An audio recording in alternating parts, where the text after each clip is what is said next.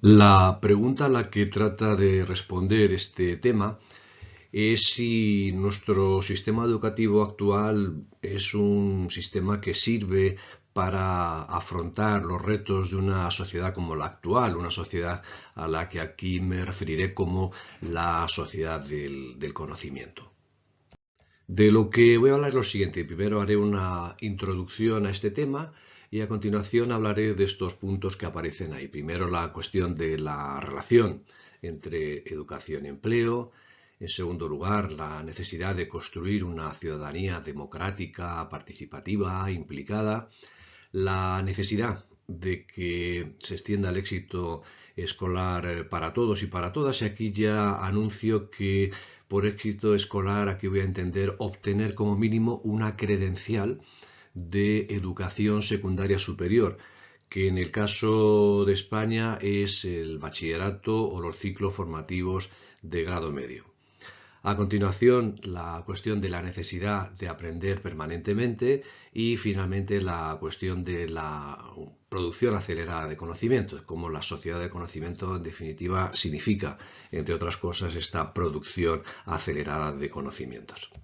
Bien, en esta parte de introducción creo que es muy importante señalar que la escuela tal y como existe hoy en día es una novedad en términos históricos. Es decir, esto de que los niños y las niñas se levanten a eso de las 8 de la mañana, desayunen, a las 9 estén en el colegio, salgan allí a las 4, es una novedad en términos históricos. Basta con pensar en la situación que ha vivido la humanidad durante los numerosos siglos que componen la Edad Media. Ahí la mayor parte de la gente trabajaba en el campo y las nuevas generaciones aprendían a trabajar simplemente trabajando con su familia.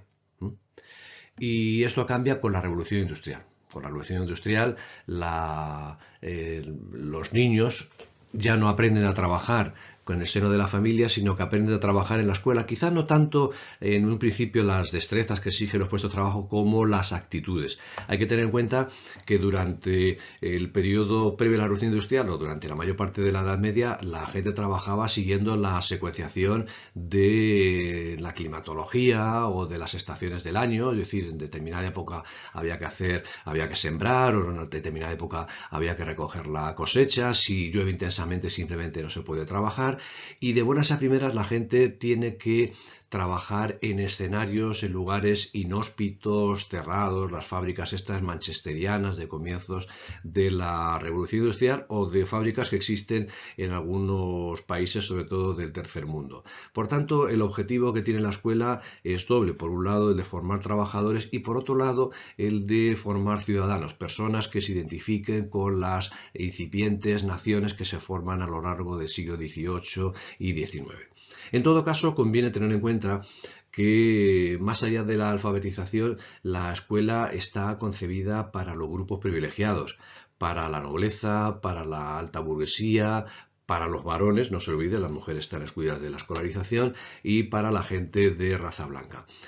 Pongo aquí que se puede tomar como referencia el ejemplo de España hasta los años 60 del siglo XX. Hasta ese momento, la mayor parte de la gente apenas acudía a la escuela, acudía si acaso para aprender eso que se llamaban las cuatro reglas, ¿no? Aprender a leer, escribir, sumar, multiplicar, y más allá de eso no había escuela. Solo para una minoría había una continuidad desde la educación elemental hacia el bachillerato elemental, bachillerato superior, universidad, etcétera, etcétera. Y esto es lo que explica muy bien Ken Robinson en este maravilloso vídeo que todo el mundo debería ver con independencia de que tenga mucho o poco interés por la educación. Y he entresacado una cita de este libro que aparece referenciado, ¿no? Donde se señala esto que acabo de indicar, ¿no? Que la mayor parte de los sistemas educativos se crearon hace poco, ¿no? Esta idea de la novedad en términos históricos, que estos sistemas fueron diseñados para hacer frente a los intereses económicos de aquellos tiempos, ¿no? Básicamente la revolución industrial, que eso explica por qué hay determinadas materias que son más importantes que el resto, ¿no? Las matemáticas, las ciencias, la lengua. Y además de ello, la otra gran influencia de la educación ha sido la cultura académica de las universidades, ¿no? Que ha tendido a dejar de lado cualquier tipo de actividad que involucre el corazón, el cuerpo, los sentidos y una buena parte de nuestros cerebros. En esta charla TED Ken Robinson dice que los académicos son personas que mueven su cabeza de un sitio para otro, para ir de un congreso a otro donde intercambiar información académica. Aquí tenemos una ejemplificación de eso que decía anteriormente con respecto a la necesidad de la escuela de formar ciudadanos y de ser concebida en sus etapas más avanzadas solo para una ínfima minoría. Esto es lo que explica John Taylor Gatto en este libro que tenéis ahí, Underground History of American Education, donde se pone el ejemplo de la creación de la escuela en la época de Federico II de Prusia. Y ahí el objetivo fundamental era pues formar a una ínfima minoría para ejercer como funcionarios y demás, y una preocupación muy importante es consecuencia de la derrota frente a Napoleón en la batalla de Jena, donde Federico II atribuía ese fracaso a que había escasa identificación de los habitantes de Prusia con la nación prusiana. Bien, más abajo tenéis cuál es la jerarquía de esta escuela, ¿no? Entre un 5 y un 7% de la población se escolarizaría en las Realschulen, ¿no? Cuyo objetivo es el de formar profesionales de alto nivel, ¿no? Arquitectos, abogados, médicos y demás, los cuales estarían al servicio de la élite dominante, ¿no? Que es lo que en la jerga de la sociología actual llamaríamos la clase de servicio o quizás la clase profesional directiva. En la escuela actual, y con esto conecto con una de las cosas que habréis visto en el vídeo de Ken Robinson, la creatividad queda en muy segundo plano. Y en la escuela tenemos además la idea de que la creatividad es algo que se aplica a la literatura, al arte, y sin embargo la creatividad está presente en cualquier actividad de investigación, en cualquier actividad científica. Y por eso pongo el ejemplo de estos dos ganadores del Premio Nobel de Física en el año 2010, premio que fue concedido por haber descubierto el grafeno. Y me llamó la atención el hecho de que estos dos científicos dijeran que descubrieron el grafeno jugueteando con la ciencia, en esos experimentos que hacían los viernes por la tarde en el Imperial College de Londres, poco antes de salir a tomar unas cervezas. Es decir, cómo el percibir la actividad científica, el estudio, como un juego contribuye a que se puedan hacer avances sustantivos, ¿no? Ahí tenéis la cita del diario El País, de donde he extraído esta declaración de uno de estos dos ganadores del Premio Nobel. La escuela que tenemos es algo que también dice Ken Robinson, es una escuela propedéutica, es decir, una escuela en la que los niveles educativos inferiores están pensados en función de los niveles educativos superiores. Es decir, que cuando los niños están en la educación primaria, estamos pensando en cómo van a ser cuando lleguen a la secundaria. Cuando están en la secundaria, en el bachillerato, estamos pensando en cómo van a ser cuando lleguen a la universidad. Esto lo vamos a ver más adelante, especialmente el tema de la subordinación del bachillerato a la universidad o la subordinación del bachillerato a la prueba de acceso a la universidad. Es decir, que lo importante no es tanto que se esté cursando el bachillerato como el que se esté pensando en un curso o en un par de cursos, los del bachiller, orientados hacia la llegada a la universidad. Pero también es importante tener en cuenta una dimensión de la escuela, que es la dimensión liberadora.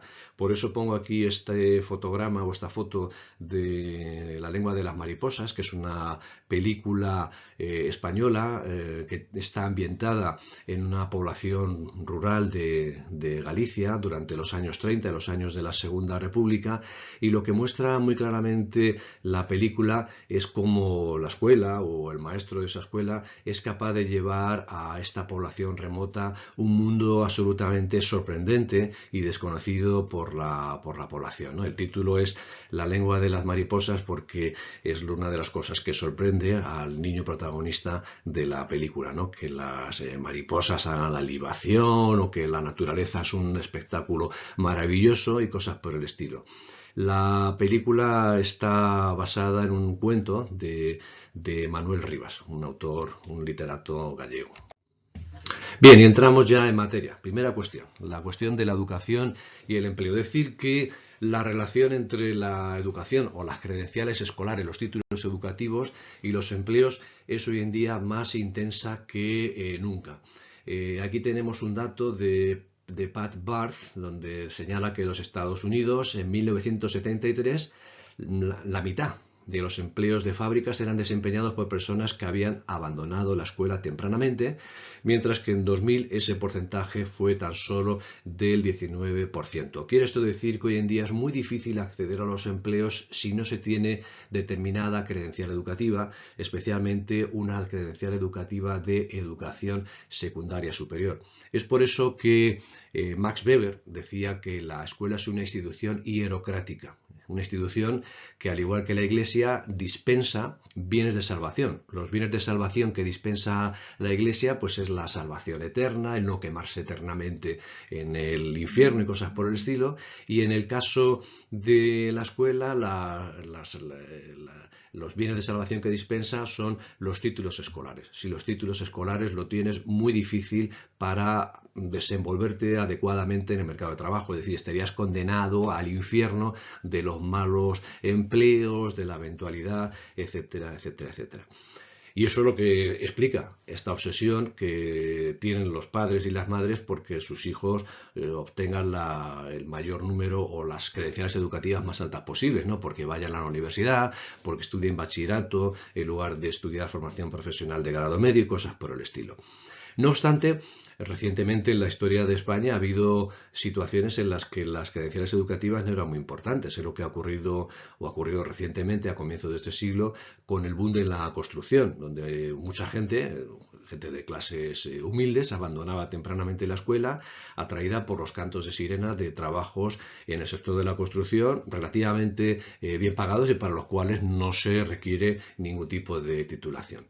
En todo caso, el hecho de que cada vez tengamos más gente en la universidad se traduce en procesos de sobrecualificación, ¿no? Aquí tenemos datos extraídos de CEDEFOP, de una institución europea que se encarga de estudiar el mercado de trabajo, y en todos los sitios cuecen habas. Es verdad que en España hay un mayor porcentaje de sobrecualificación que en la mayor parte de los países de nuestro entorno, pero en prácticamente todos los países existe este problema, ¿no? De que hay mucha gente con titulación universitaria y que está ejerciendo empleos para los cuales no se requiere esa titulación, ¿no?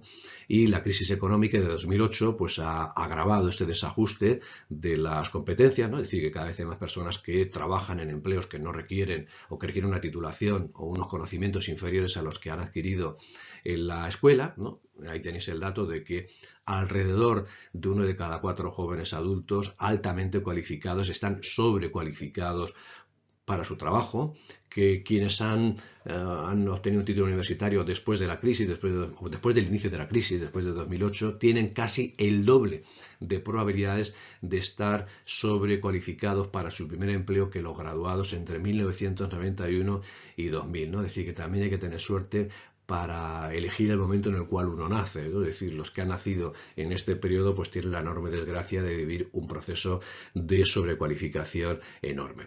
Y por otra parte, una cosa que ya anticipo sobre lo que diré más adelante es que la formación permanente es absolutamente inevitable, ¿no? Ahí tenéis el porcentaje de personas adultas que tuvo que aprender cosas nuevas para poder seguir ejerciendo el trabajo que desempeñan. La segunda cuestión que abordo es la necesidad de construir una ciudadanía democrática.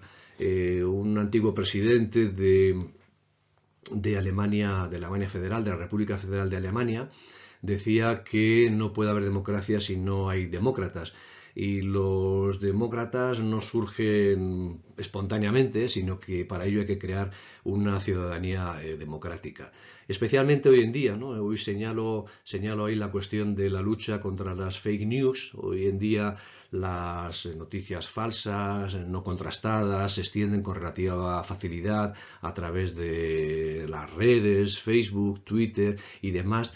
Y creo que la escuela no está haciendo lo suficiente para combatir este fenómeno tan enormemente nocivo para la democracia. Por otra parte, la escuela debe ser una institución en la cual se participe, es decir, una institución en la cual los niños y las niñas se habitúen a intercambiar mensajes, argumentos, perspectivas, puntos de vista, y no se pierda de vista que vivimos en contextos crecientemente interculturales, especialmente en escenarios como la escuela pública, es decir, donde llegan personas que proceden de otras culturas, de otros países, inmigrantes y demás. Y para ello es preciso promover escenarios deliberativos, ¿no? Ahí tenéis una representación del Ágora en una pintura de Rafael Sanzio que recoge el ambiente de lo que sería un escenario deliberativo en la antigua Grecia, el Ágora. Tercera cuestión, lo del éxito escolar para todos. Éxito escolar, recuérdese, es obtener como mínimo una credencial de educación secundaria superior, bachillerato o ciclos formativos de grado medio. Yo creo que eso tendría que ser para todos. La Unión Europea decía el 80%, yo creo que ¿por qué no el 99,9%? Es decir, ¿por qué no conseguir para todos el éxito escolar, ¿no? Uno piensa, por ejemplo, en el carnet de conducir y prácticamente todo el mundo que se presenta a la primera, a la octava, a la enésima ocasión termina por conseguirlo. Pues aquí habría que hacer un poco lo mismo, ¿no? Pensar que si no tienes una credencial de educación secundaria y superior lo vas a pasar muy mal en el mercado de trabajo y en el mercado de trabajo y como ciudadano. Y en consecuencia, pues hay que hacer lo inimaginable para conseguir que todo el mundo tenga como mínimo ese nivel educativo. Y eso es así porque el mercado de trabajo que tenemos es exigente, es decir, es verdad que hay sobrecualificación, pero es que cada vez hay más gente compitiendo por los puestos de trabajo.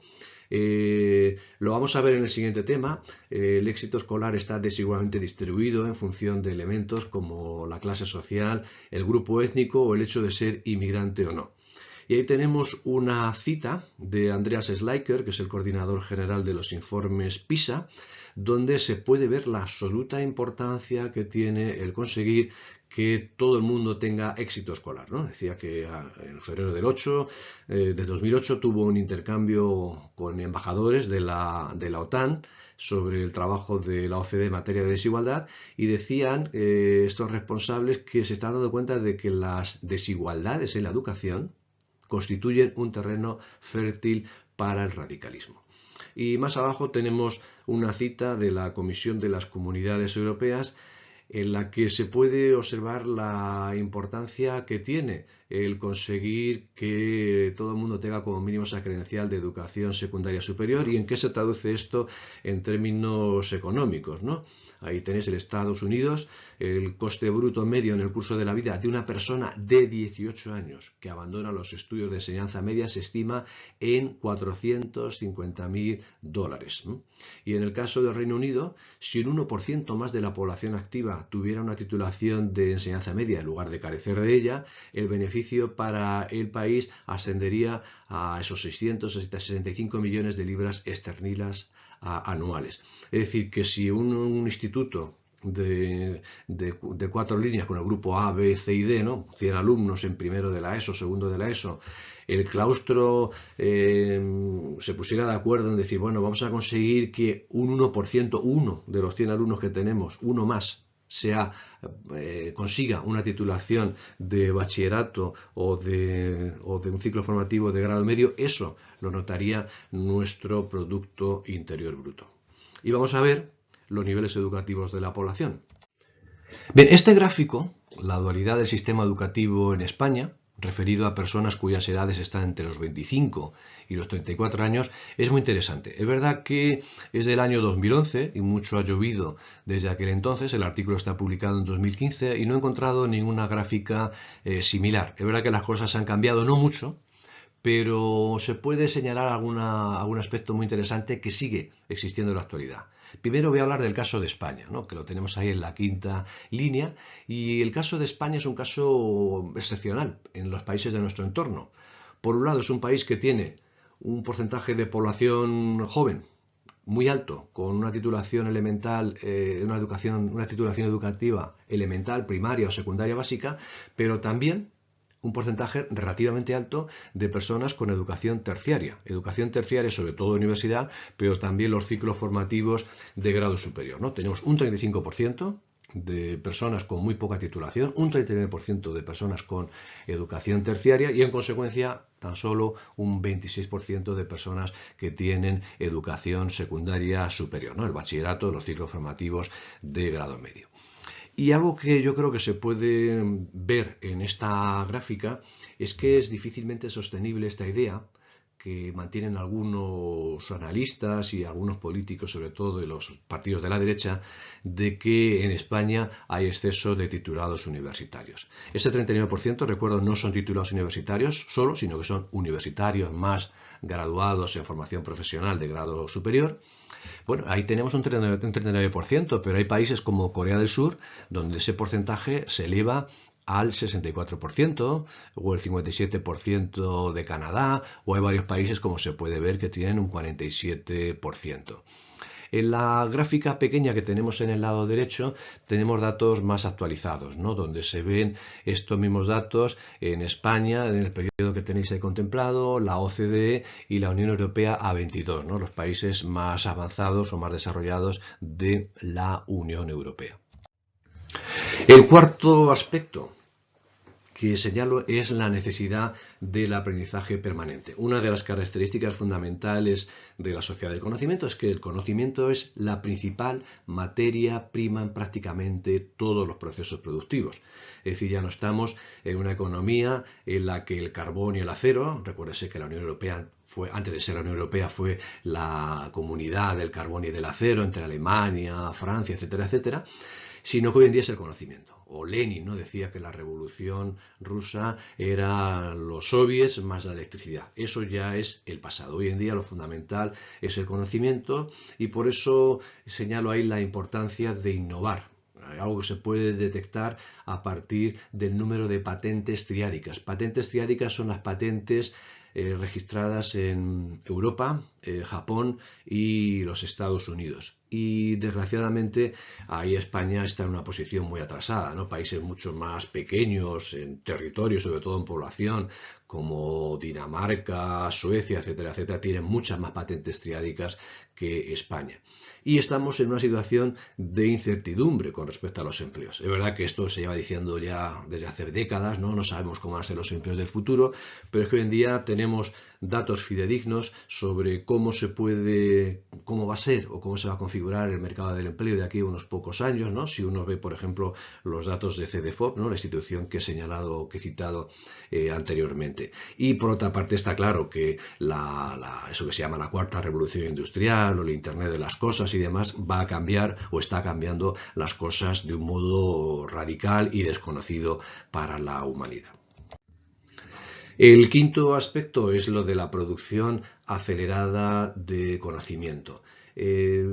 Si tuviéramos enfrente de nuestros ojos a todos los científicos que ha habido a lo largo de la historia de la humanidad, nos encontraríamos con que la mayoría de ellos están vivos, están trabajando, están investigando científicamente en estos momentos. Es decir, estamos en un escenario en el que los conocimientos científicos se duplican, no sé ya si cada 3, cada 4 años, es una cosa totalmente exponencial. Cito este libro de Buckminster Fuller, Critical Path, donde se habla de la curva de la duplicación del conocimiento, ¿no?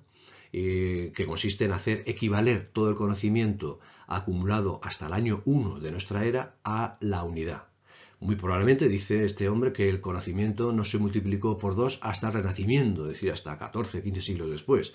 Y el siguiente punto de la historia en el que el conocimiento se duplica es con el comienzo de la Revolución Industrial, ¿no? Mediados del siglo XVIII. Y de nuevo el conocimiento se duplicaría, situándose de este modo en 8 unidades, en 1900. Y hoy en día hay quien calcula que el conocimiento se duplica cada 2 años, aunque entiendo que esto debe ser bastante difícil de determinar con precisión.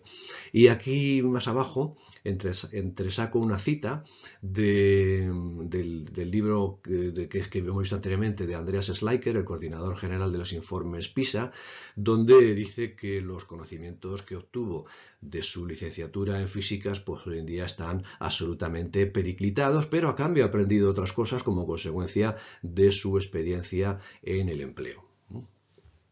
Ya vemos que esto es algo muy importante, ¿no? El hecho de que de que alguien haya terminado la carrera universitaria hace ya unos cuantos años, pues seguramente le convierte en alguien cuyos conocimientos están periclitados.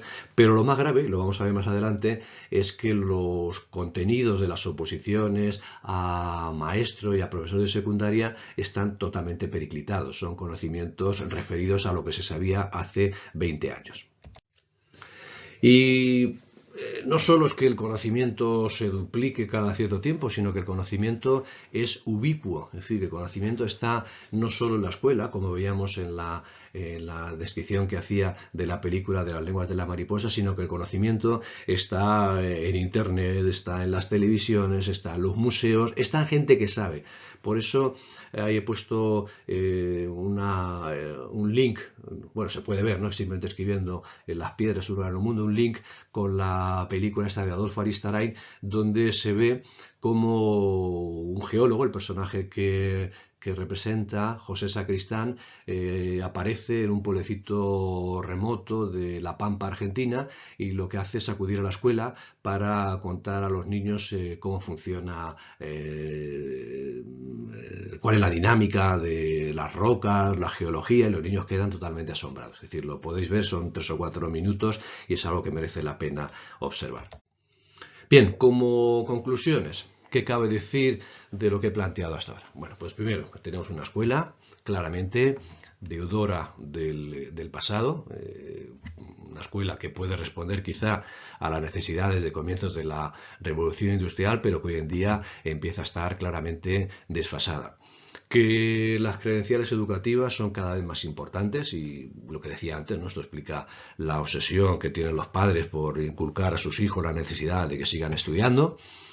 Que necesitamos una ciudadanía participativa, es decir, no puede haber democracia si no hay demócratas, si la gente no se toma en serio la participación, que hay que aprender a aprender, es decir, que la experiencia de la escuela tiene que ser tan sumamente satisfactoria que la gente no tenga el deseo de aprender constantemente. Y es que además es una necesidad no solo del sistema productivo, sino de la ciudadanía, ¿no? Basta con pensar en la sensación de exterioridad con respecto a la sociedad que pueden tener las personas de más edad, que no saben manejarse en Internet, que tienen problemas cuando tienen que acudir al banco, tienen problemas para hacer la declaración de Hacienda, tienen problemas para entender el mundo en definitiva.